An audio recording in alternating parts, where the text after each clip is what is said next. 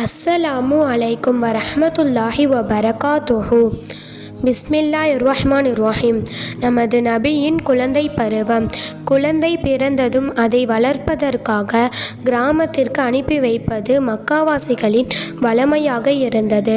Amina அம்மையாரும் தம் குழந்தையை கிராமவாசியான ஹலிமா என்ற அம்மையாரிடம் கொடுத்து வளர்த்து வரச் செய்தார்கள்.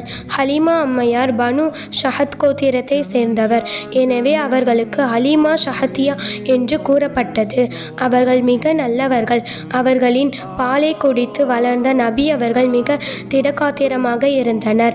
அவர்கள் நபி அவர்களுக்கு ஒழுக்கமான பேச்சை கற்றுக் கொடுத்தனர். 2 ஆண்டுகள் கழித்து குழந்தையை மக்கா அழைத்து வந்தனர்.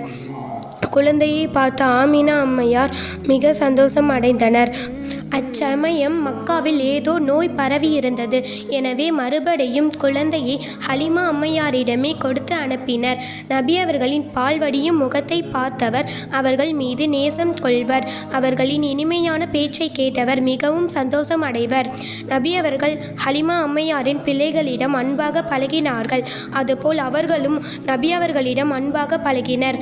மேலும் நபி அவர்களை விளையாடவும் ஆடுகள் மேய்க்கவும் அழைத்து செல்வர். நபி அவர்களுக்கு 4 வயதான போது தாயாரிடம் அழைத்து வரப்பட்டார்கள். அவர்களை பார்த்த தாயார் மிக்க மகிழ்ச்சி அடைந்தார்கள்.